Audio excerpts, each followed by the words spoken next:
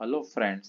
National initiative for school heads and teachers holistic advancement निष्ठा के द्वारा जो ट्रेनिंग करवाई जा रही है काफ़ी फ्रूटफुल ट्रेनिंग है।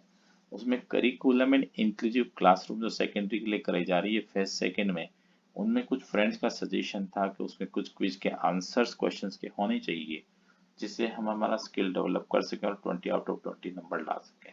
अगर आप ऐसा करना चाहते हैं तो इस वीडियो को लास्ट तक देखिए, और जो भी शिक्षक साथी इस चैनल पर नए हैं, इस चैनल को सब्सक्राइब जरूर करें। ये देखिए, अगर आप 20 आउट ऑफ 20 लाना चाहते हैं तो इस तरह के क्वेश्चंस की प्रैक्टिस करें। इन क्वेश्चंस का आंसर्स अलग हो सकते हैं, मोड ऑफ अलग हो सकता है पूछने का। तो ये नेशनल एजुकेशन पॉलिसी के ऊपर डिपेंड है।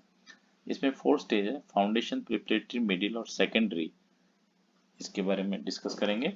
और ये अर्लियर एजुकेशन पॉलिसी से पहले मैकाले माइन्यूट था 1835 में, उसके बाद 1968 में national policy of education I थी, फिर 86 में आई थी, फिर 2020 में भी ये नई एजुकेशन पॉलिसी है।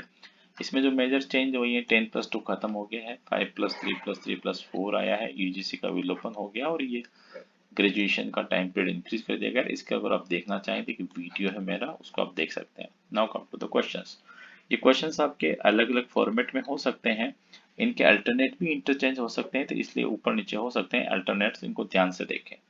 मैं जो क्वेश्चन डिस्कस कर रहा हूँ, the national education policy NEP 2020 इसको कहा जाता है, प्रपोजेज इंक्लूजन फंड। ये इस पॉलिसी का सबसे महत्वपूर्ण पॉइंट है। इंक्लूजन फंड बनाया गया फॉर चिल्ड्रन। अभी किसके लिए बनाया गया, तो ये जेंडर आइडेंटिटीज के लिए, इसके लिए बनाया गया। ध्यान से देखिए, इसमें सोशियो कल्चर नहीं होगा, जोग्राफिक आइडेंटिटी नहीं होगा, सोशियो इकोनॉमिकली डिसएडवांटेज ग्रुप नहीं होंगे।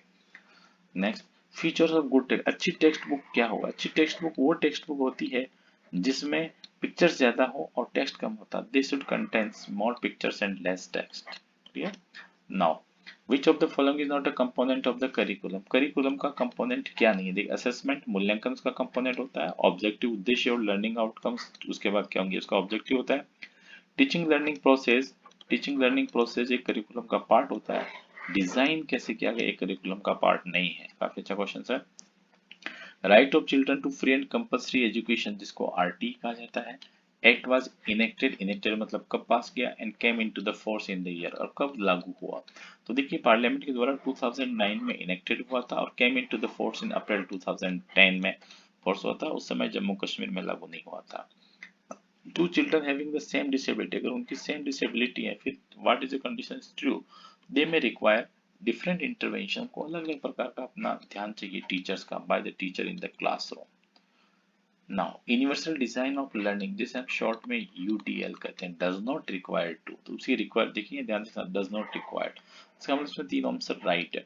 Exercise the flexible approach of teaching and learning, ये करेक्ट है। एडेप्ट और design learning specially for children, ये रॉन्ग है। देखिए, prepare teaching learning material as per the diverse need of the learner, बिल्कुल सही है, बच्चों की जरूरत के, लर्नर की नीड के अकॉर्डिंग होना चाहिए। Plan and activities ensuring the participation of all children, including childrens belonging to socially disadvantage groups, जिसको एसडीजी कहा जाता है, विल बी बेनिफिशियल फॉर। ये किसके लिए बेनिफिट होगा? यूनिफॉर्म, ये गलत है। बैरियर भी गलत है, इक्विटी बेस्ड भी गलत है, मेन स्ट्रीम स्कूल इन नेबरहुड, ये भी गलत है। Now, in the process of curriculum development syllabus is placed distant, curriculum के डेवलपमेंट में सिलेबस का स्थान कहाँ होगा? तो नेशनल करिकुलम फ्रेमवर्क, जिसे शॉर्ट में एनसीएफ कहा जाता है, एनसीएफ और टेक्स्ट बुक दोनों के बीच में होगा। इंक्लूसिव एजुकेशन, समावेशी शिक्षा जिसे हिंदी में कहते हैं, समावेशी शिक्षा क्या होती है? तो देखिए, include teacher from marginalised group, ये रॉन्ग है। Celebrate diversity in the classroom, ये इसका मेन मोटो है इंक्लूसिव एजुकेशन का।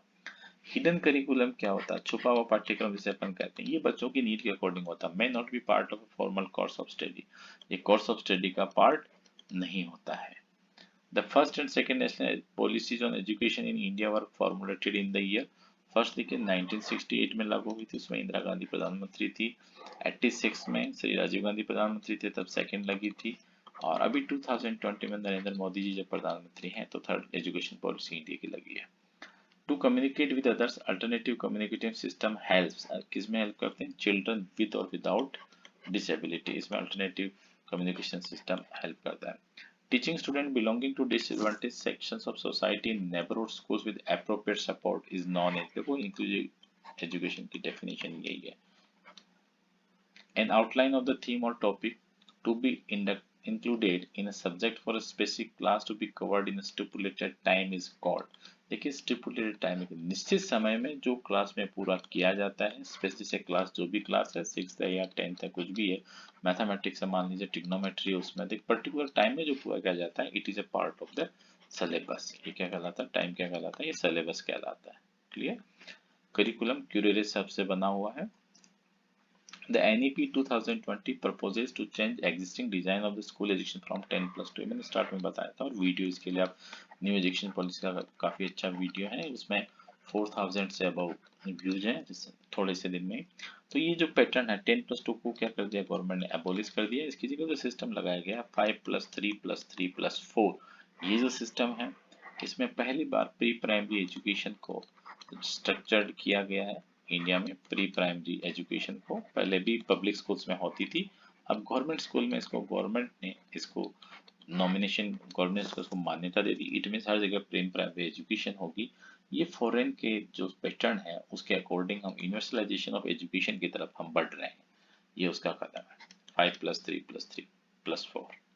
Now if a student asks a question in the classroom then it will be beneficial. तो क्लासरूम में पूछता है तो क्या बेनिफिशियल होगा? देखिए advise him to meet after the class गलत है, उसको क्लास में जवाब बाद में मिलने के लिए कहेंगे। इनके उसको ये कहेंगे कि सर्च आंसर इंडिपेंडेंटली, ये भी गलत है। उसको हम कुछ रेफरेंस बुक बता देंगे उसमें वो देखे, दैट इज आल्सो रॉन्ग, तो ये भी रॉन्ग है। Answer the question increase asking more question, तो उससे ज्यादा क्वेश्चन पूछने के लिए उसे हम कहेंगे। If a state adopt textbook developed by the NCERT, then teachers of the state needs to focus। काफी states हैं जो NCERT को फॉलो करते हैं, भी राजस्थान ने भी वापस कर दिया। तो उसमें स्टेट की टीचर्स को क्या करना चाहिए? The world text book of state के ऊपर फोकस करना चाहिए? नो। असेसमेंट ऑफ लर्निंग आउटकम के ऊपर? नो।